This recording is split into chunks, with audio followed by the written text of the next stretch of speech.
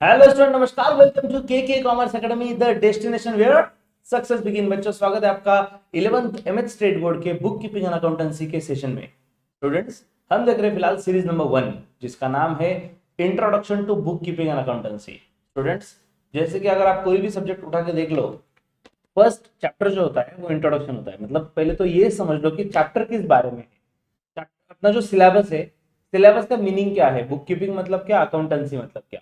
और इसी के साथ साथ बहुत जरूरी है समझना, क्योंकि आप कॉमर्स में नए हो बच्चों, मतलब 10th तक आपका कुछ बेस नहीं था, उसके बाद अकाउंट्स आपने फर्स्ट टाइम लिया है। सो बहुत जरूरी है अकाउंट समझने के लिए, first of all you have to understand basic accounting terminologies. ठीक है। तो प्रीवियस एपिसोड तक, मतलब एपिसोड नंबर 4 तक, आज का 5th एपिसोड है इस सीरीज का। तो 4th एपिसोड तक हमने बेसिक अकाउंटिंग टर्मिनोलॉजीज भी देखे। ठीक है। तो बेसिक अकाउंटिंग टर्मिनोलॉजी मतलब कुछ टर्म्स थे जो मतलब कुछ नाम जो हमें समझना जरूरी है। अगर अकाउंट समझना होगा तो वो टर्म्स समझना बेहद जरूरी है। ठीक है। तो लेट्स सी, एक बार मैं आपको याद दिला देता हूँ कि हमने कौन से टर्म्स कवर किए प्रीवियस एपिसोड का recap. Yes students, first concept आपके जो सामने है, एसेट्स। एसेट मतलब क्या, सीधी सीधी बात अगर हम हिंदी में बोले तो जायदाद, जो अपनी प्रॉपर्टी है। तो एनी फिजिकल थिंग और राइट ओन। अगर मेरे पास कोई फिजिकल थिंग है, जैसे कि गाड़ी है, बंगला है, ये जो फिजिकल थिंग्स हो गई, या फिर कोई राइट है, मतलब जैसे कि के कॉमर्स एकेडमी। बच्चों, ये मेरा जो नाम है, क्लास का नाम और लोगो, ये रजिस्टर्ड ट्रेडमार्क है। पूरे इंडिया में इस नाम से कोई क्लासेस नहीं ले सकता, क्योंकि मैंने इसको रजिस्टर करवाया है। तो मैंने इसको रजिस्टर किया, मतलब ये मेरा क्या हो गया, एक ब्रांड नेम जिसपे मेरा हक है। This is right, this is not physical thing. के नाम कोई फिजिकल थिंग नहीं है। तो क्लासरूम है यार, क्लासरूम तो कहीं भी हो सकता है, लेकिन जो नाम है वो नाम यूज करने का राइट मेरे पास है। बच्चों, आपने कॉपीराइट देखा है? कॉपीराइट में आपको 1 मिनट में दिखाता हूँ, पेज नंबर ये 19 है ना। कॉपीराइट कॉपीराइट कॉपीराइट कहाँ पे गया? हाँ, ये रहा सी। बच्चों देख रहे हो, सी सी राउंड में किया है। ये इसका मतलब क्या होता है, कॉपीराइट। देखो आगे क्या लिखा हुआ है, कॉपीराइट किसका है भैया? Maharashtra state bureau of text book production and curriculum research. मतलब ये जो महाराष्ट्र स्टेट बोर्ड की अथॉरिटी है, इनके पास राइट है बुक छपवाने का। बुक को कॉपी करने का राइट किसके पास है? Maharashtra state bureau of text book. मेरे पास नहीं है। कल अगर मैं सोचूं कि यार कौन नोट्स बनाएगा, कितनी झंझट यार नोट्स बनाने में, एक काम करते हैं, बुक खरीदते, पहला पेज फाड़ देंगे, ऊपर के का नाम लगा के बेच देंगे। अरे शायद से उनको ध्यान में अगर नहीं आया तो मैं छूट जाऊंगा, लेकिन जब भी वो नोटिस करेंगे डेफिनेटली अगले दिन में जेल में रहूंगा। पेनल्टी एक्शन मेरे पे लिया जाएगा। देखो क्या दिया हुआ है यहाँ पे, नो पार्ट, यहाँ पे ध्यान दो बच्चों, no part of this book should be reproduce without written permission of director of Maharashtra state bureau. तो Maharashtra state bureau text book production जो है, उनके परमिशन के सिवा कोई इस बुक की कॉपी नहीं ले सकता। मतलब ये बुक कॉपी करने का राइट उनके पास है।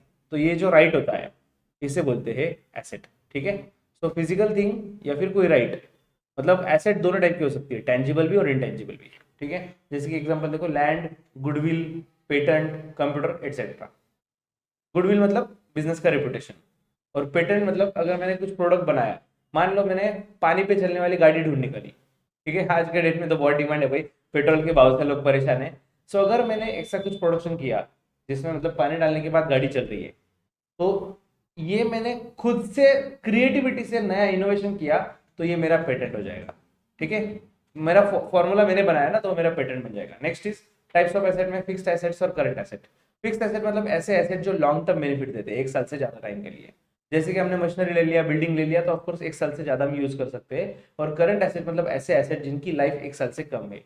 जिसमें आता है डेटर्स, मतलब जो कस्टमर से हमें पैसे लेने हैं, या फिर बिल्स रिसीवेबल, हमारे पास कैश है या फिर गोडाउन में स्टॉक पड़ा है, तो नॉर्मली वो 1 साल के अंदर कैश में कन्वर्ट हो ही जाएगा। Next is fictitious asset. Actual में fictitious asset, these are not real assets, these are just imaginary assets.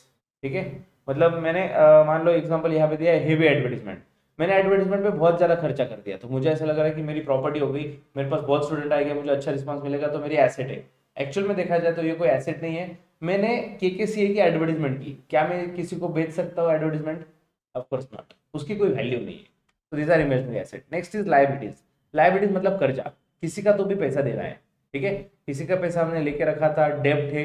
मतलब एक तो सपोज मैंने समझो कि हमने क्रेडिट पे गुड्स खरीद लिए, या फिर किसी से लोन लिया, what ever the situation is, मुझे अगर किसी पर्सन को पे करना है तो वो अपनी लाइबिलिटी होती है, ठीक है। Next is types of liability में भी दो टाइप की लाइबिलिटी, एक है फिक्स और दूसरा है करंट। फिक्स लाइबिलिटी मतलब ऐसी लाइबिलिटी जो लॉन्ग टर्म में पे करनी है, मोर देन 1 ईयर, ठीक है। तो जिसे 1 साल से ज्यादा टाइम में हम पे करेंगे, जैसे कि हमने लॉन्ग टर्म लोन ले लिया बैंक से। लॉन्ग टर्म का मतलब 5 साल, 10 साल, 15 साल, 20 साल के लिए अगर लोन लिया तो ऑब्वियसली 1 साल से ज्यादा टाइम लगेगा रिपेमेंट में, तो ये हो गया long term, that is fix liabilities. और करंट लाइबिलिटी मतलब ऐसी which are payable within a year, 1 साल के अंदर जिसका पेमेंट करना पड़ेगा उससे बोलते हैं करंट लाइबिलिटी, ठीक है। नेक्स्ट, नेटवर्थ और ओनर्स इक्विटी और कैपिटल। बच्चों कैपिटल मतलब क्या है, सीधी सीधी बात, शॉर्ट में amount of funds provided by proprietor in his business. मतलब जो पर्सन बिजनेस स्टार्ट करता है ना, जो ओनर होता है ना, उसने जितना पैसा बिजनेस में लाया, पैसा हो या दूसरी कोई चीज हो, उससे बोलते हैं कैपिटल, ठीक है। Next is contingent liability. Contingent liability मतलब ऐसी लाइबिलिटी जो फिक्स नहीं है, मतलब मुझे देना भी पड़ सकता है या नहीं, बोल नहीं सकते। जैसे कि अगर मेरे पे कोई केस चल रही है, किसी ने क्लेम फाइल किया है मेरे ऊपर कि 25 लाख रुपए मुझे उसको पे करना है, पूरा स्टोरी बताया था मैंने, कल का कंसेप्ट तो याद होना चाहिए। अगर कोर्ट में मैं केस हार गया तो मुझे पैसा देना पड़ेगा, और कोर्ट में केस में जीत गया तो पैसा नहीं देना पड़ेगा। तो देखा जाए तो लायबिलिटी है, मतलब पे करना है लेकिन कंफर्म नहीं है, तो उसे बोलते हैं कंटिंजेंट लायबिलिटी, ठीक है। नेक्स्ट इज अकाउंटिंग कंसेप्ट हमने स्टार्ट किया था। अकाउंटिंग कंसेप्ट मीनिंग इंपॉर्टेंस देखने के बाद फर्स्ट कंसेप्ट हमने देखा था जिसका नाम है business entity. Business entity concept क्या बोलता है, अभी सबको याद दिलाता हूँ बच्चों। मतलब मेरी ड्राइंग पे मत जाओ, मेरी भावना देखो, नहीं तो ड्राइंग देखोगे तो फुल टाइम की आपकी ड्राइंग भी इससे अच्छी होगी। मेरा बहुत कुछ ऑप्शन में था, क्या करें, तब पढ़ लेते तो शायद आज अच्छी होती। चलता है, ये है होम, ठीक है। मंदिर लग रहा है वो बात अलग है, ये घर है, घर एक मंदिर होता है, ऐसा समझ लो फिलहाल के लिए। और आ, ये अपना बिजनेस है, ठीक है। कैसे कौन से एंगल से लग रहा है, ये बिजनेस है, ठीक है। बिजनेस एंटिटी ये कंसेप्ट क्या बोलता है, दो पर्सन या फिर मैं ये घर गायब कर देता हूँ।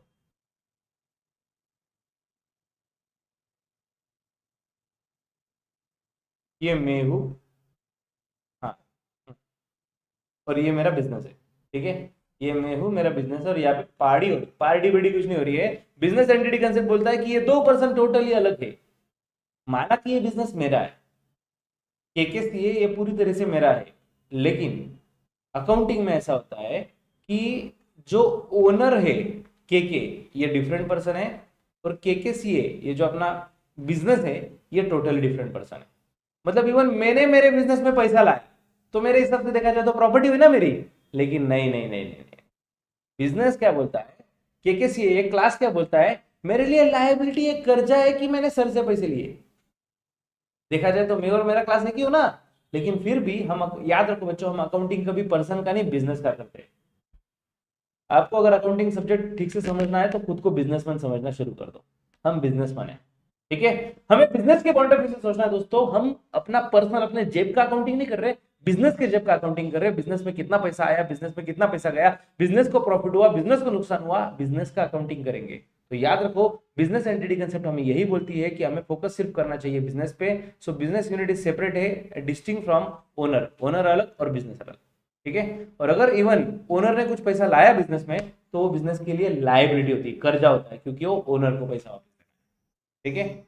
और इसलिए अकाउंटिंग में ये भी पॉइंट याद रखना, only business transaction are recorded in books of accounts.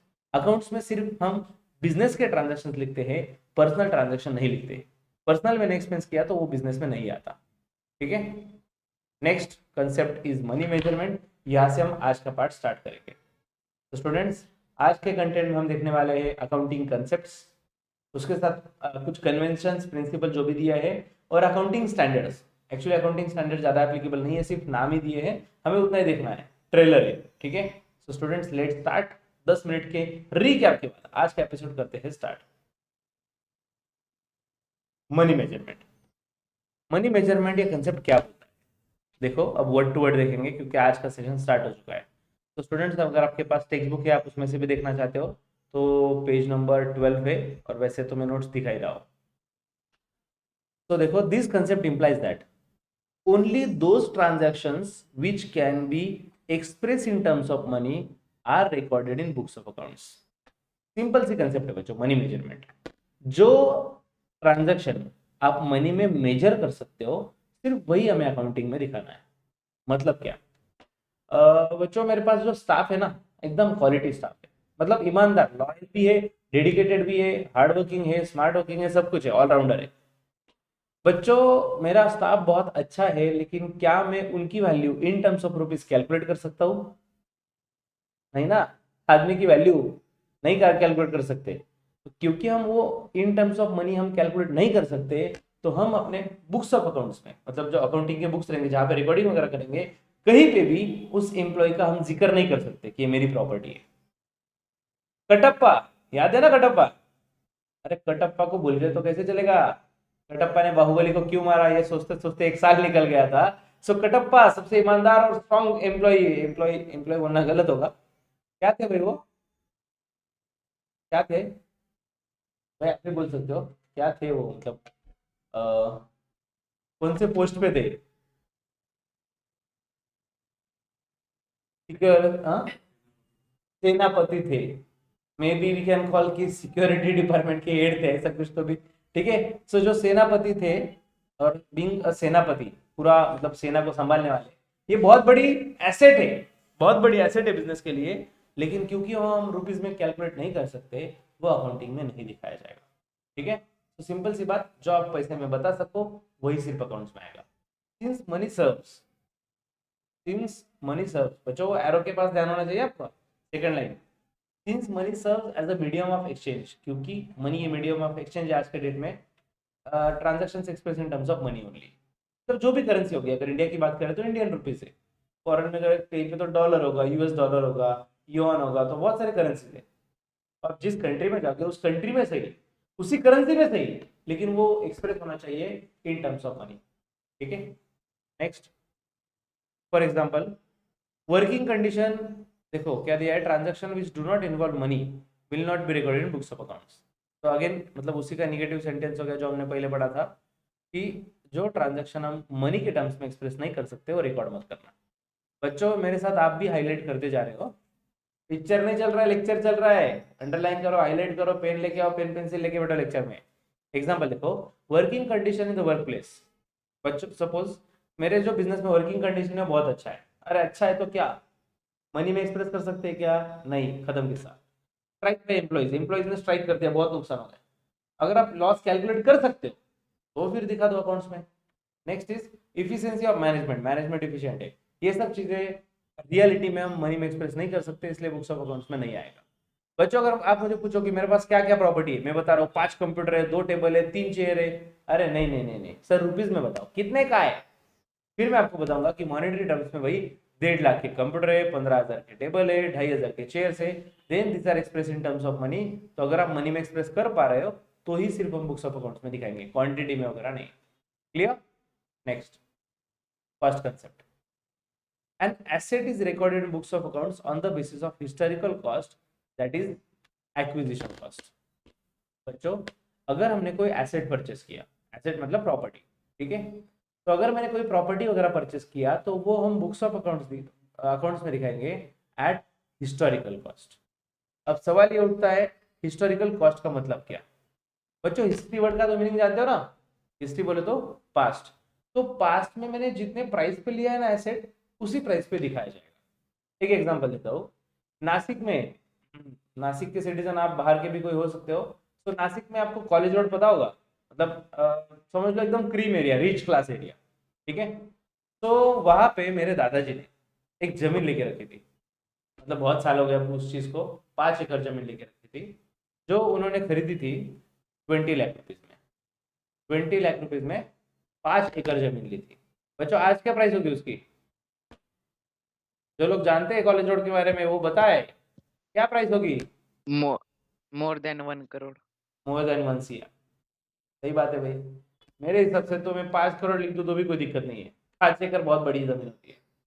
College road मतलब वंस अपॉन अ टाइम, जो आज कोई भी सिटी में जाओ, कहीं भी जाओ, जो डेवलपिंग एरिया है आज, वंस अपॉन अ टाइम कभी ना कभी वो जंगल जैसा ही था। ठीक है ना। तो तब मैंने दादाजी ने 20 लाख में जमीन लेके रखी है, आज उसकी वैल्यू 5 करोड़ या उससे भी ज्यादा है, लेकिन किंतु परंतु बंधु मतलब अकाउंटिंग में वो सिर्फ 20 लाख पे दिखाया जाएगा। क्यों ऐसा? अरे इसने कॉस्ट कंसेप्ट में वही तो बोला है ना। देखो मैं हाईलाइटेड पोर्शन वापस पढ़ रहा हूँ। Asset is recorded in books of accounts on the basis of historical cost, that is acquisition cost. जितने में हमने एक्वायर किया था, जितने में हमने खरीदा था, उसी वैल्यू पे दिखाया जाएगा। ठीक है, माना कि आज के डेट में वैल्यू बढ़ चुकी है या कम हो चुकी है, जो भी है, लेकिन हम दिखाएंगे वो उसी कॉस्ट पे। ठीक है, आगे देखो। Cost of acquisition will be the base for all further accounting. और कॉस्ट ऑफ एक्विजिशन, एक्विजिशन मतलब एक्वायर करना, एक्वायर बोले तो परचेस करना, तो जिस प्राइस पे हमने खरीदा उसी प्राइस पे दिखाया जाएगा। It does not mean that asset will always be shown at cost. इसका मतलब ऐसा भी नहीं होता कि एसेट हमेशा सिर्फ कॉस्ट पे ही दिखाया जाएगा। It is recorded at the cost at the time of purchase, but is systematically reduce in books by charging depreciation. अब ये नया कंसेप्ट है, वापस समझाता हूँ क्या दिया है। पहले तो हिस्टोरिकल, ये कॉस्ट कंसेप्ट ने क्या बोला हमें कि अगर आपने कोई एसेट लिया तो जितने में खरीदोगे उतने पे ही दिखा देना। ठीक है, फिर वैल्यू कितनी भी बढ़ जाए हमें उतने पे दिखाना है। लेकिन प्रैक्टिकली स्पीकिंग, प्रैक्टिकली रियलिटी में अगर आपको बताऊं तो बुक्स ऑफ अकाउंट्स में ऐसा नहीं होता कि आपने एक वैल्यू पे दिखा दिया मतलब लाइफ टाइम उसी वैल्यू पे एसेट दिखेगा, ऐसा नहीं होता। ठीक है, अगर आप कोई एसेट यूज कर रहे हो तो हर साल उसकी वैल्यू कम होती है, तो उसकी वैल्यू कम भी की जाती है बाय चार्जिंग डेप्रिसिएशन। डेप्रिसिएशन मतलब reduction in the value of asset, asset की वैल्यू कम होना। देखो फॉर एग्जांपल, फर्नीचर है 3 लाख का, ठीक है, same cost is recorded in books, मतलब फर्नीचर हमने 3 लाख में लिया था और 3 लाख में दिखा दिया। In case the market value goes to 1 lakh, market value उसकी अभी 1 लाख बची है, 1.5 लाख बची है, it will not be consider, तो इसको कंसिडर नहीं किया जाएगा। हमने कितने में लिया था? 3 लाख। अकाउंट्स में कितने में दिखेगा? 3 लाख। आज बेचा तो 3 लाख मिलेंगे क्या? नहीं, फिर भी दिखेगा बुक्स ऑफ अकाउंट्स में सिर्फ एट 3 लाख। फर्स्ट कंसेप्ट ये बोलता है। और डेप्रिसिएशन, एक्चुअली डेप्रिसिएशन हम आगे पढ़ेंगे, उस पर एक सेपरेट चैप्टर है बच्चों डेप्रिसिएशन पे। तो अभी बस आपको बता मतलब याद आना चाहिए, मैं आपको बता के रख रहा हूँ। डेप्रिसिएशन मतलब एसेट का वैल्यू कम करना, हर साल थोड़ा थोड़ा थोड़ा थोड़ा वैल्यू कम किया जाता है, उसे बोलते हैं डेप्रिसिएशन। ठीक है, next is consistency concept. Any policy adopted for accounting should be continuous और consistent throughout the business. बच्चों, बिजनेस में अकाउंटिंग में बहुत सारी पॉलिसीज होती है, डिफरेंट डिफरेंट अकाउंटिंग पॉलिसीज होती है। अब इनका कहना सिंपल सा है, एनी पॉलिसी एडॉप्टेड, इन्होंने ऐसा नहीं बोला कि ये पॉलिसी फॉलो करो या वो पॉलिसी फॉलो करो, जो भी पॉलिसी फॉलो कर रहे हो, any policy adopted for accounting, accounting के लिए जो भी किया, should be continuous and consistent throughout the business. तो जो भी अकाउंटिंग पॉलिसी एक बार सिलेक्ट कर लिया वो चेंज मत करो, सालों साल वही फॉलो करते रहो। ठीक है, and it not be change generally, normally इसमें चेंज नहीं करना चाहिए unless and until circumstances demand. मतलब क्या, थोड़ा सा ये भी जा रहा है ना, थोड़ा सा सर के ऊपर से जा रहा है, क्योंकि ये कंसेप्ट जब तक इसका प्रैक्टिकली हम समझने आते हैं ना, प्रैक्टिकल क्वेश्चन के साथ थोड़ा सा तो हेवी जाएगा बस। Whether it is your first episode, second आपका लेक्चर होगा, थर्ड होगा, अगर आप अभी भी अटेंड कर रहे हो, फिर भी थोड़ा सा हेवी जा रहा है, क्योंकि इसका प्रैक्टिकल इंप्लीकेशन हमने अब तक देखा हुआ ही नहीं है, और डायरेक्ट बोला जा रहा है कि अकाउंटिंग पॉलिसी सेम फॉलो करो, लेकिन अकाउंटिंग पॉलिसी होती कैसी है वही नहीं पता हमें सर। अगर हमें अकाउंटिंग पॉलिसी नहीं पता तो डेफिनेटली समझने में प्रॉब्लम तो आएगा ना। Yes guys, I can understand this thing, लेकिन जैसे जैसे स्टेप बाय स्टेप हम हर चीज पढ़ेंगे, फिलहाल हमें ये समझना है, कंसिस्टेंसी ये बोलता है कि बिजनेस में जो आप अकाउंटिंग पॉलिसी फॉलो करोगे वही कंटिन्यूसली फॉलो करते रहना चाहिए। अब अकाउंटिंग पॉलिसी का आपको एक एग्जांपल देता हूँ। Company adopt fixed installment method for charging depreciation. Okay, depreciation का मतलब क्या बताया बच्चों मैंने? हमारी जो प्रॉपर्टी उसकी प्राइस कम होना, कुछ सालों एग्जैक्टली, बाद, कुछ टाइम बाद। Exactly, reduction in the value of asset, asset की वैल्यू कम होना। ठीक है, तो सिंपल सी बात है बच्चों, अगर आपने कार परचेस की, अगर आपने कार परचेस की 25 लाख रुपीज में, और उस चीज को 2 साल हो चुके हैं, आज अगर आप कार बेचना चाहो तो कितने में बेचोगे? अरे बोलो बोलो बच्चों। Near about 15 lakh। ओके चलो, multiple student says the same thing, 10 lakh. अरे यार 25 लाख में कार ली थी, तू 10 में क्यों बेच रहा है? क्योंकि 2 साल यूज किया सर, 2 साल वाट लग गई गाड़ी के, 2 साल बहुत यूज किया। तो जैसे एसेट यूज करते हो तो वैल्यू कम होती है, इसी को बोलते हैं डेप्रिसिएशन। और डेप्रिसिएशन चार्ज करना मतलब एसेट की वैल्यू कम करना। और एसेट की वैल्यू कम करने के दो तरीके होते हैं, उसमें से एक तरीका है फिक्स्ड इंस्टॉलमेंट मेथड। डेप्रिसिएशन का एक तरीका है फिक्स्ड इंस्टॉलमेंट मेथड। अब इसमें होता क्या है, हर साल एसेट की वैल्यू फिक्स अमाउंट से कम की जाती है। मान लो 3 लाख का फर्नीचर है और मैं इस पे 10% डिप्रिसिएशन चार्ज कर रहा हूँ, मतलब 10% वैल्यू कम कर रहा हूँ। बच्चों 3 लाख का 10% कितना आएगा? 30,000। एग्जैक्टली एक जीरो 30,000। कट करना होता है, ढोक लो फटाफट से आंसर देते जाओ। एक जीरो कट करो, 10% मिल जाएगा। तो इसका 10% आ रहा है 30,000। वैल्यू बचा 270। ये एक साल के बाद की वैल्यू है 270। दूसरे साल में इसकी वैल्यू और 30,000 से कम की जाएगी, फिर वैल्यू बचेगी 2,40,000। थर्ड ईयर में और वैल्यू 30,000 से कम हो जाएगी, वैल्यू बचेगी 2,10,000 एंड सो ऑन, ऐसे चलता रहेगा। 10 साल के बाद ऑटोमेटिकली वैल्यू जीरो हो जाएगी। प्रैक्टिकली फर्नीचर अगर हमने लिया तो 10 साल बहुत हो गए, 10 साल के बाद ऐसे भी वो रहेगा ही नहीं। तो ये जो वैल्यू का रिडक्शन किया हमने, इसी को बोलते हैं डिप्रिसिएशन। और डिप्रिसिएशन चार्ज करने का ये एक तरीका था fix installment method. Fix installment में मैंने हर साल सेम अमाउंट प्लेस किया ना, इसलिए इसे बोलते हैं फिक्स्ड इंस्टॉलमेंट मेथड। ओके, तो अगर आप ये सिस्टम फॉलो कर रहे हो तो वही कंटिन्यूअसली फॉलो करना चाहिए। नेक्स्ट, कॉन्जर्वेटिज्म। ये कॉन्जर्वेटिज्म होता क्या है? While recording the business transaction, we have to anticipate no profit but provide for all possible losses. Okay. Accounts ने बोला हुआ है कि अगर आपको लगता है कि आपको बिजनेस में प्रॉफिट होने वाला है तो वो मत दिखाओ जब तक एक्चुअल में नहीं होता।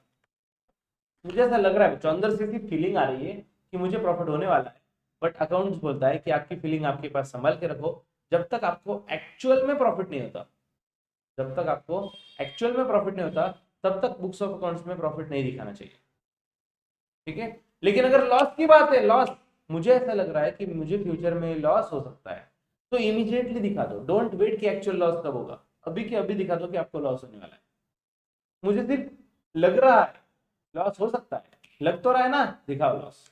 ये बोलता है कंजर्वेटिज्म कल्चर। ठीक है, तो if while regarding the business transaction we have to anticipate, हमें एंटिसिपेट करना पड़ता है नो प्रॉफिट। प्रॉफिट हो कुछ एज्यूम नहीं करना है, but for all possible losses, जितने भी लॉसेस है, लॉसेस के लिए प्रोविजन करना जरूरी है। Next, it encourage the certain secret reserve by making excess provision to prevent loss. ये आपके लिए बाउंसरी छोड़ दो, आगे देखो। द इनकम स्टेटमेंट में show lower income and balance sheet overstate the liabilities and understate the asset. ये क्या था? एक एक समझते हैं। सबसे पहले देखो हाइलाइटेड पोर्शन में ये वाला पार्ट, इनकम स्टेटमेंट में शो लोअर इनकम। बच्चों इनकम लोअर क्यों दिखेगा यार? मुझे ये नहीं समझ रहा। इनका कहना है कि इनकम लोअर दिखेगा और आगे बोला है कि हमारी एसेट जो है, एसेट भी कम दिखेगी। देखो बच्चों, अगर मुझे लग रहा है इनकम होने वाला है तो क्या मैं दिखा सकता हूँ क्या अकाउंट्स में? नहीं, इनकम नहीं दिखा सकते जब तक एक्चुअल में नहीं होता। ठीक है, और अगर मुझे लग रहा है कि फ्यूचर में लॉस हो सकता है तो क्या मैं वो दिखा सकता हूँ? Answer is yes. तो अगर ऐसा हो रहा है कि आप इनकम नहीं दिखा पा रहे हो, इनकम नहीं दिखा पा रहे हो, बस एक्सपेंसेस ही दिखा रहे हो, तो एक्सपेंसेस अगर बढ़ गए, इनकम कम हुआ, तो डेफिनेटली प्रॉफिट तो कम होगा ही ना, इसलिए यहाँ पे दिया है इनकम इसमें कम दिखेगा। और अगर बिजनेस में नुकसान हो रहा है तो डेफिनेटली एसेट भी कम हो जाएगी। बिजनेस में अगर लॉस हो रहा है तो उसकी वजह से बिजनेस के प्रॉपर्टीज की वैल्यू भी कम हो जाएगी, एसेट की वैल्यू। तो पॉलिसी रिगार्डिंग इसी को बोलते हैं to play safe. Play safe, safe क्यों भाई? पॉजिटिव अगर होगा तो एस्टिमेट मत करो, जब मिलेगा तब देखेंगे, लेकिन निगेटिव है तो लॉस है तो इमीडिएटली एज्यूम करो कि हमें लॉस हो चुका है। नेक्स्ट, आगे देखो बच्चों, एक एग्जांपल दिया इन्होंने, closing stock of factory is valid at 25,000। Factory में क्लोजिंग स्टॉक की वैल्यू कितनी है? 25,000। उसका कॉस्ट प्राइस 35। कॉस्ट प्राइस मतलब आज अगर वो हम खरीदे मतलब या फिर हमने जितने में खरीदा है 25,000 35,000 सॉरी, स्टॉक हमने लिया था 35 में और आज की वैल्यू 25 है। मैंने स्टॉक खरीदा था 35 में, आज अगर बेचने जाओ तो मिलेगा 25। क्या लगता है बच्चों कौन से वैल्यू पे हमने स्टॉक दिखाना चाहिए, 25 या 35? 25। Perfect, answer is 25। क्यों? अरे अभी अभी तो देखा कंजर्वेटिज्म, प्ले सेफ, इनकम होने वाला है ना, मत कंसीडर करो, लॉस हो सकता है, कंसीडर करो, कम वैल्यू पे दिखाओ, ठीक है। Next is going concern. जब तक सूरज चांद रहेगा बिजनेस का भी नाम रहेगा, ऐसा बोलता है। मैंने बोल रहा हूँ, ये बोलता है गोइंग कंसर्न कंसेप्ट। तो देखो, it is the basic assumption that business is going concern will continue its operation for future. Okay, going concern assumption मतलब ये जो गोइंग कंसर्न कंसेप्ट है, इसमें एज्यूम किया जाता है कि बिजनेस इज गोइंग कंसर्न मतलब बिजनेस चलता रहेगा चलता रहेगा चलता ही रहेगा, will continue its operation future. Business में फ्यूचर में भी ऐसे ही चलता रहेगा, मतलब बिजनेस क्लोज करने के कोई चांसेस नहीं है, बिजनेस कंटिन्यू चलता रहेगा, ये एजम्पशन किया गया है गोइंग कंसर्न में, ठीक है। देखो आगे, going concern concept influence accounting practices in relation to valuation of assets and liabilities, depreciation of fix asset, treatment of outstanding, बहुत कुछ दिया है यार। हमें बस मुद्दे की बात यही समझना है, गोइंग कंसर्न एजम्पशन यही बोलता है कि we have to assume that business will continue its operation in future, business चलता ही रहेगा। Next concept is realization. Income is recorded when it is realized, that is either is received or earned। ये क्या है, ये example दिए देने तक आपको क्लियर नहीं होगा, पहले पढ़ लेता हूँ थोड़ा सा।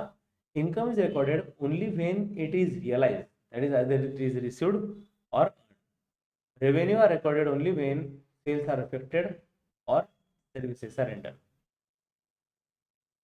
Sales revenue are considered as recognized when sales are effected during the accounting period, irrespective of the fact that cash is received or not। ये तो फटाफटा पढ़ लिया, पूरा पूरा रीड कर लिया मैंने, अब आपको एक एक वर्ड समझाता हूँ। बच्चों पहली बात तो ये, मैंने आपको पहले भी बताया हुआ है, अभी भी बता रहा हूँ, अगर मेरे हाथ में एक्सीलेटर है तो आपके हाथ में ब्रेक है। रुकाओ ना यार, मुझे अगर आपको नहीं समझा है, कोई भी कंसेप्ट नहीं समझा है, कोई वर्ड कोई लाइन अगर नहीं समझ रही है, मुझे वहीं पे रोक दो, पूछ लो। आप लाइव क्लास अटेंड कर रहे हो, कुछ तो बेनिफिट लो, और इवन आप रिकॉर्डिंग भी देख रहे हो, तो रिकॉर्डिंग खत्म होने के बाद इमीडिएटली पूछ लो यार, डाउट लिख के रखो, डाउट पूछो, ठीक है।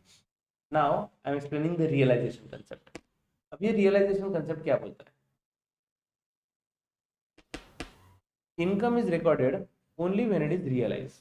बच्चों अगर मैं बात करूं मेरे बुक्स ऑफ अकाउंटिंग की अगर बात करूं, तो इनकम हम कब दिखाएंगे, व्हेन इट इज रियलाइज। जब हमें इनकम रियलाइज होगा तभी हम उसको इनकम दिखा देंगे। अब सवाल ये उठता है कि रियलाइज मतलब क्या, आइदर इट इज रिसीव्ड और, एक तो हमें पैसे मिल गए या फिर हमने कमा लिए। एक्चुअली बोलो ना तो हमने, हमारे मन में दोनों एक ही चीज है, कमा लिए और मिल गए, दोनों में फर्क क्या है। एग्जाम्पल देखो बच्चों, सपोज मैंने अप्रैल महीने में जॉब किया, काम किया, मुझे सैलरी मिल रही है 5 मई को, ठीक है। उसके बाद मई मंथ में जॉब किया, तो 5 जून में सैलरी मिल रही है, मतलब महीना खत्म होने के बाद 5वें दिन सैलरी मिल रही है, बराबर। अगर मैं 30 जून को ही रिजाइन कर दूं, मई के बाद जून महीने में काम किया, लेकिन 30 जून को ही अगर रिजाइन कर दूं, तो क्या मुझे जून का सैलरी मिलेगा या नहीं मिलेगा? मिलेगा। यस, डेफिनेटली जून का सैलरी मिलेगा, क्योंकि मैंने 30 जून तक काम किया हुआ है, ठीक है। Back to the point.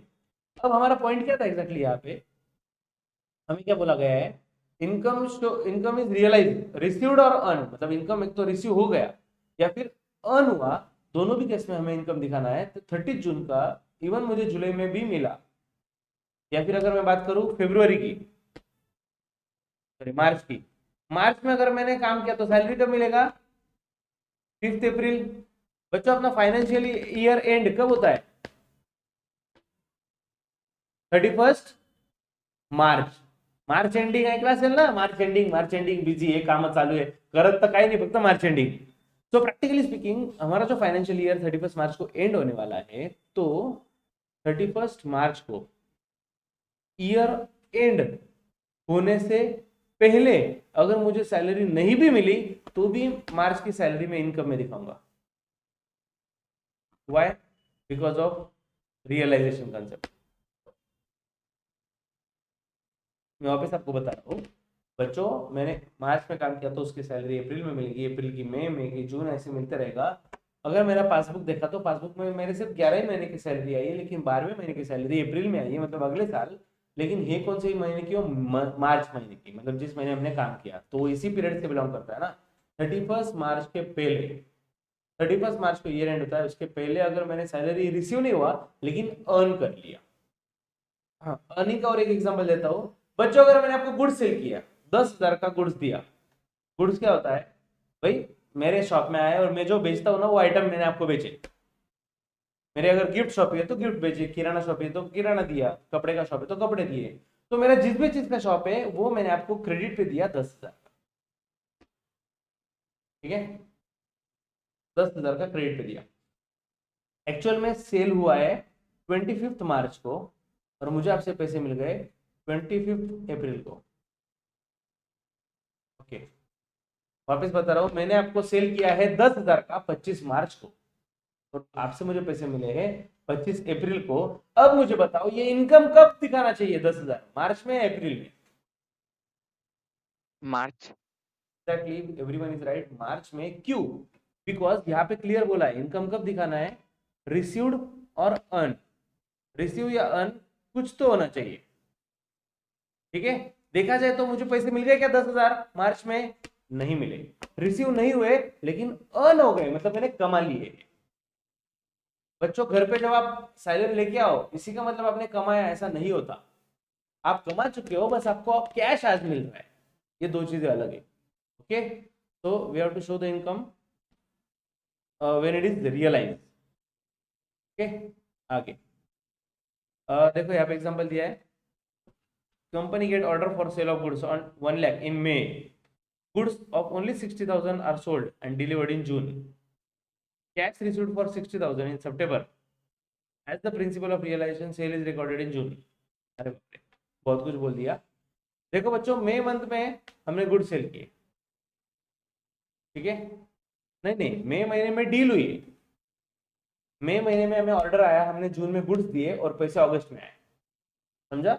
वापस बताता हूँ, मैं शॉप में बैठा था, मई मंथ में मुझे ऑर्डर मिला, जून में मैंने उनको गुड्स दिए और अगस्त में मुझे पैसे मिले. मेरा इनकम कौन से महीने में हुआ? सही पकड़े हो दोस्त, जून में. कैसे? अरे ढोकलो में वही आपको बार बार बता रहा हूँ, पैसे कब मिले ये मत सोचो, इनकम कब हुआ ये सोचो. अकाउंट्स बोलता है अगर आपने इनकम अर्न कर लिया, मतलब देखो 10,000 के जो गुड्स मैंने बेचे, एक्चुअल में मुझे 10 में आए होगे क्या?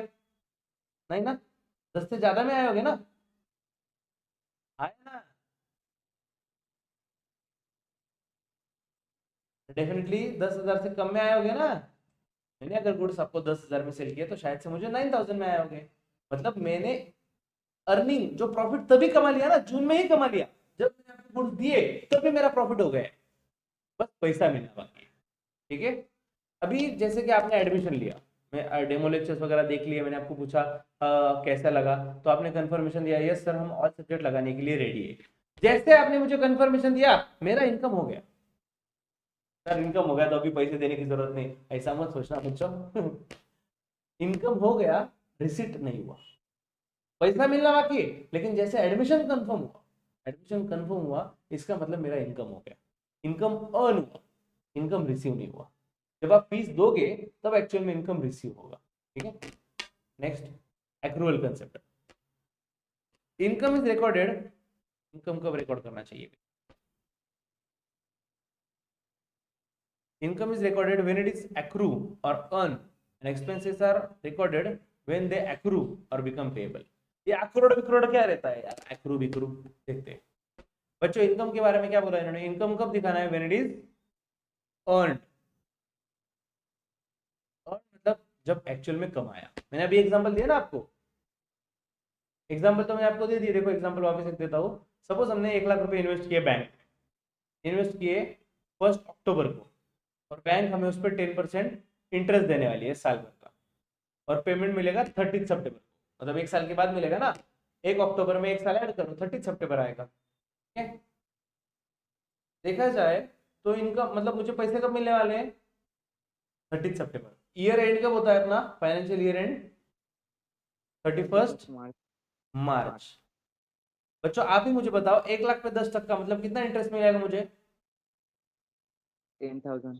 यस, एक जीरो कट किया, 10,000 इंटरेस्ट मिलेगा। 10,000 कितने दिन का है?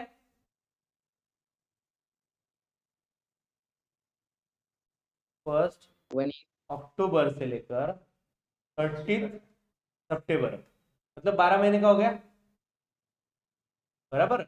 ये 12 महीने का इनकम है, लेकिन अपना ईयर एंड तो इधर ही बीच में ही हो रहा है 31 मार्च को। तो ये 31 मार्च को मेरा कुछ इनकम हुआ या नहीं हुआ? आप ही बताओ, क्वेश्चन क्या पूछ रहा हूँ। 1 अक्टूबर को मैंने एफडी कर दी 1 साल की, मुझे पैसा मिलेगा 30 सितंबर अगले साल। 10,000 इंटरेस्ट मिलेगा 1 लाख के ऊपर 10%।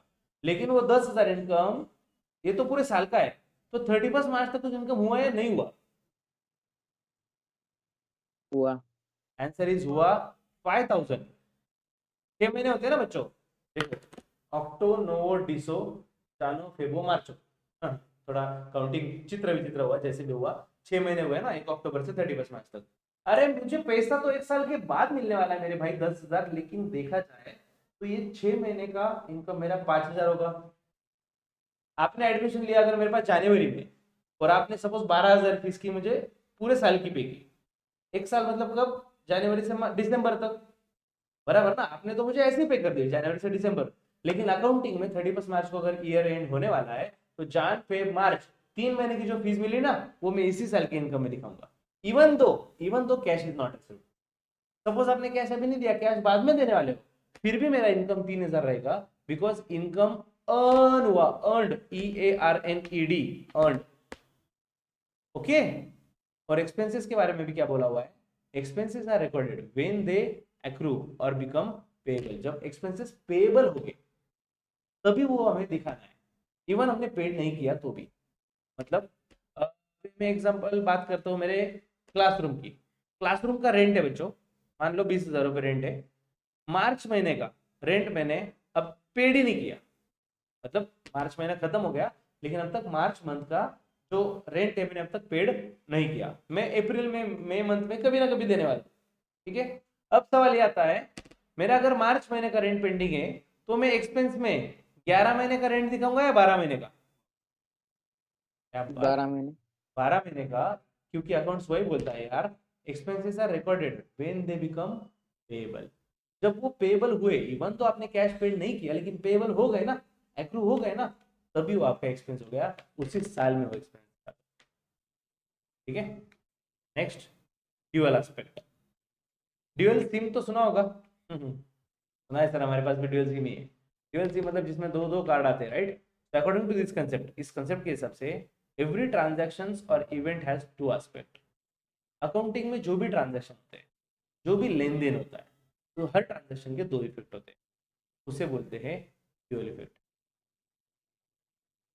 एग्जाम्पल देखो बच्चों, आकाश ने 5 लाख रुपए लाए बिजनेस में और बिजनेस स्टार्ट किया। बिजनेस में क्या आया? कैश आया, बराबर ना, 5 लाख रुपए आए। वापस बताता हूँ, आकाश ने बिजनेस स्टार्ट किया 5 लाख रुपए लाके। ठीक है, तो बिजनेस में कैश आया, वेरी नाइस, एसेट बराबर परफेक्ट बताया आपने। किसने लाया? आकाश ने। Who is owner of the business? Akshay ने, sorry. Who is owner of the business? तो ओनर ने पैसा लाया तो उसे हम कैपिटल बोलते हैं, और कैपिटल ये बिजनेस की लाइबिलिटी होती है। सर बिजनेस की लाइबिलिटी क्यों? अरे मैंने बोला ना आपको, अक्षय अलग है और उसका बिजनेस अलग है, हम दोनों है अलग अलग, हम दोनों है जुदा जुदा, ऐसे बोल रहे हैं दोनों। बिजनेस अलग और अक्षय ओनर। तो ओनर ने बिजनेस को पैसा दिया। देखा जाए तो इसमें दो चीजें हो रही है क्या? एक तो अक्षय से पैसे आए बिजनेस में, एक चीज, और दूसरा बिजनेस के लिए लायबिलिटी क्रिएट हो गई कि उसको अक्षय को पैसा देना पड़ेगा, ये। तो ऐसे दो इफेक्ट हो गए, ऐसे हर ट्रांजैक्शन के दो इफेक्ट होते हैं, इसे बोलते हैं ड्यूअल एस्पेक्ट। ठीक है, this is the concept which recognise the fact that every debit credit फिलहाल तो आपको नहीं पता, this is the concept which recognise the fact that every debit has corresponding any. तो अकाउंटिंग में अगर हम कुछ एंट्री लिखे तो हर डेबिट के लिए इक्वल क्रेडिट होना चाहिए। फिलहाल ना डेबिट पता है ना क्रेडिट पता है, बस याद रख लो हर ट्रांजेक्शन के दो इफेक्ट होते हैं। मैं आपको फ्यूचर में जब समझाऊंगा ना प्रैक्टिकल क्वेश्चन में, तब आपको एक एक रियलाइज होगा, हाँ यार हमने ये पढ़ा था। ठीक है, next, disclosure. Accounts must disclose all material information. बच्चों, अकाउंटिंग में सब इंपॉर्टेंट इंफॉर्मेशन डिस्क्लोज करना जरूरी है। बिजनेस से रिलेटेड जो जो मटेरियल इंफॉर्मेशन है, मटेरियल मतलब इंपॉर्टेंट इंफॉर्मेशन बिजनेस ने डिस्क्लोज करनी चाहिए। The accounting report should disclose full and fair information to the related parties. बच्चों, मान लो बैंक आप पे भरोसा रख रही है, बैंक आप पे भरोसा रख के आपको लोन दे रही है और आपने बैंक को ही गलत डॉक्यूमेंट दे दिए, फेक डॉक्यूमेंट, आपका गेम हो जाएगा, पक्का गेम हो जाएगा। भाई आपकी रिस्पॉन्सिबिलिटी बनती है उल्टा, business should disclose all material fact. Business ने जो भी इंपॉर्टेंट फैक्टर्स है सबके सब डिस्क्लोज करना जरूरी है। ठीक है, नेक्स्ट, और फाइनेंशियल स्टेटमेंट में जो भी इंफॉर्मेशन दिया जाएगा, all the information disclose should be relevant, reliable, comparable, understood by all the parties. जो भी इंफॉर्मेशन है बच्चों, it should be relevant, information relevant होनी चाहिए।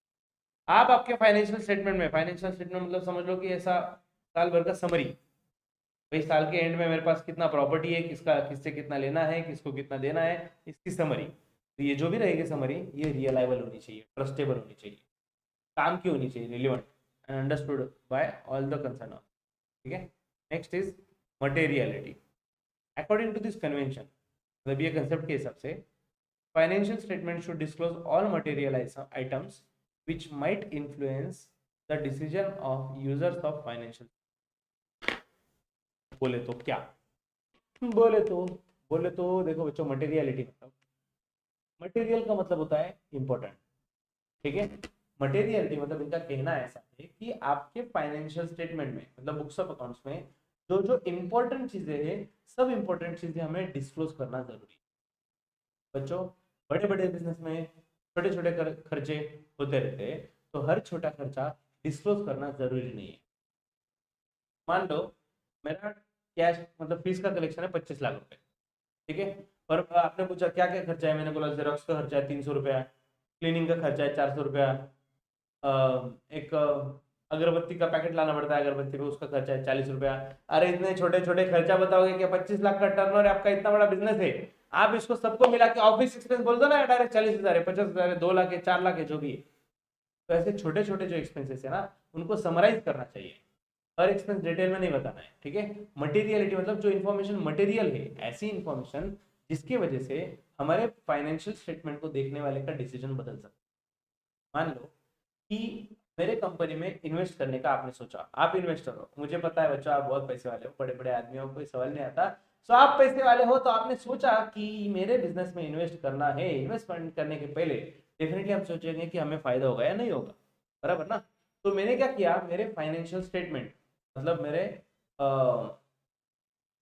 Balance sheet, profit and loss account जो होता है, मतलब फाइनेंशियल स्टेटमेंट, मैंने ऐसे स्टेटमेंट बना के रखे जिसको देख के आपको दिख रहा है, अरे क्या बात है सर, तो प्रॉफिट कमाते ही जा रहे हैं, पहले 25 लाख कमा रहे थे, फिर 60 लाख कमाया, फिर 1 करोड़ कमा रहे, सर का प्रॉफिट तो बढ़ते जा रहा है, चलो भाई इस बिजनेस में हमें इन्वेस्ट करना चाहिए। तो आप ये सोच के इन्वेस्टमेंट कर दोगे, बराबर ना। हम कौन से बिजनेस में इन्वेस्ट करते हैं? जो ग्रोइंग है, जो बढ़ते जा रहे हैं, हमें पता है कि बिजनेस बढ़ने वाला है, हमारा फायदा होगा, इसलिए हम वो बिजनेस में इन्वेस्ट करेंगे। तो मैंने क्या किया, फाइनेंशियल स्टेटमेंट ही झोल कर दिया। एक्चुअल में मेरा प्रॉफिट कम हो रहा था, लेकिन मैंने फेक इंफॉर्मेशन देके वो बढ़ा दिया। तो बच्चों, इस कांड के वजह से मैंने जो गलत काम किया, जो गलत कांड किया, इसके वजह से जो बिजनेस के बारे में डिसीजन लेने वाले लोग हैं, डेफिनेटली उनके डिसीजन पे इम्पैक्ट तो होगा। अगर लॉस देखते तो शायद कोई इन्वेस्ट नहीं करता, लेकिन प्रॉफिट देख के बहुत लोगों ने इन्वेस्ट किया। तो मेरे इनका कहना यह है कि मटेरियल मतलब जो भी इंफॉर्मेशन जरूरी है, वो ट्रू इंफॉर्मेशन हमें देना चाहिए, फुल इंफॉर्मेशन देना जरूरी है बिजनेस के बारे में। Next, matching concept.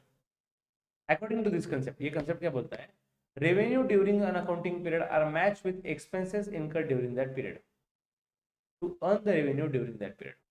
Okay, revenue मतलब इनकम की बात चल रही है बच्चों। इनकम ड्यूरिंग अकाउंटिंग पीरियड मतलब मान लो कि मेरी एक बैच है और उस बैच का जो इनकम आया मैंने इस पीरियड में दिखा दिया, मतलब 31 मार्च के पहले इसी साल में मैंने दिखा दिया। तो अगर वो बैच का मैं इनकम इस साल दिखा रहा हूँ तो उस बैच से रिलेटेड जो एक्सपेंसेस है ना वो भी मुझे इसी साल दिखाने पड़ेंगे। तो revenue arising during accounting period, तो पूरे अकाउंटिंग पीरियड में जो रेवेन्यू जनरेट हुआ है आर मैच विथ, वो मैच होना चाहिए किसके साथ, expenses incurred during that period. तो उस पीरियड में जो एक्सपेंसेस हुए हैं उनके साथ इनकम मैच करना चाहिए। ठीक है, this concept is based on, ये कंसेप्ट किस पे बेस्ड है, एक्रूअल कंसेप्ट। हमने देखा ना एक्रूअल, वो एक्सपेंसेस शो कर दो even it is payable, income दिखा दो इवन इट इज रिसीवेबल। ये कंसेप्ट भी यही बोलता है कि भाई मैचिंग, साड़ी के फॉल सा कभी मैच किया है, वो मैच किया होगा या नहीं वो नहीं पता, फिलहाल इनकम और एक्सपेंस को हमने मैच किया है। तो एक साल का जो इनकम दिखाया हमने उसी साल के सब एक्सपेंसेस के साथ मैच करने चाहिए, सो दैट हमें एग्जैक्टली समझेगा कि बिजनेस में प्रॉफिट हुआ या लॉस हुआ और हुआ तो कितना हुआ। so we can measure performance of business। next, इसमें क्या दिया है देखो आगे, all the expenses paid during the period are not considered but only expenses related to accounting period are considered। बच्चों साल भर में मैंने जितने एक्सपेंसेस पेड किए वो मत दिखाओ, साल मतलब इस साल से जो रिलेटेड एक्सपेंस है वो दिखाओ। मतलब क्या, आपको एग्जांपल बता दो बच्चों, वो ऐसा कि जो हमारे ओनर है, क्लासरूम के ओनर आए, उन्होंने बोला सर रेंट चाहिए। मैंने बोला सर फिलहाल फीस वगैरह आई है, ऐसा करो ये लो 6 महीने का, अगले 6 महीने का रेंट भी अभी लेके जाओ। वो आए थे मार्च महीने में, मैंने मार्च का तो रेंट दिया ही और साथ में बोला अगले 6 महीने का रेंट भी अभी लेके जाओ, एडवांस में लेके जाओ। तो मैंने पेड कब किया, मार्च में, बराबर ना, मार्च में आए थे रेंट लेने, मैंने 6 महीने का दे दिया। अब मुझे बताओ ये इस करंट ईयर का खर्चा दिखा है या नेक्स्ट ईयर का, ये next year. Answer is next year. Even though you paid in advance, even आपने एडवांस में पेमेंट कर दिया लेकिन वो एक्सपेंस इस साल से बिलोंग नहीं करता, वो नेक्स्ट ईयर का रेंट का खर्चा है, वो नेक्स्ट ईयर में ही दिखाना है। ठीक है, next, it match revenue earn during accounting period with expense incurred during that period. तो इस कंसेप्ट में एक्सपेंस और इनकम मैच किया जाता है। उसके बाद बच्चों अकाउंटिंग स्टैंडर्ड, अकाउंटिंग स्टैंडर्ड्स के बारे में, अकाउंटिंग स्टैंडर्ड्स, चलो बच्चों आज टाइम हो चुका है तो हम नेक्स्ट एपिसोड में अकाउंटिंग स्टैंडर्ड आईएफआरएस और इसी के साथ साथ जो एक्सरसाइज के कुछ क्वेश्चन है उसके बारे में डिस्कस करेंगे। आज के लिए इतना ही, नमस्कार बच्चों, मिलते हैं नेक्स्ट एपिसोड में, तब तक के लिए take care, keep smiling and bye bye.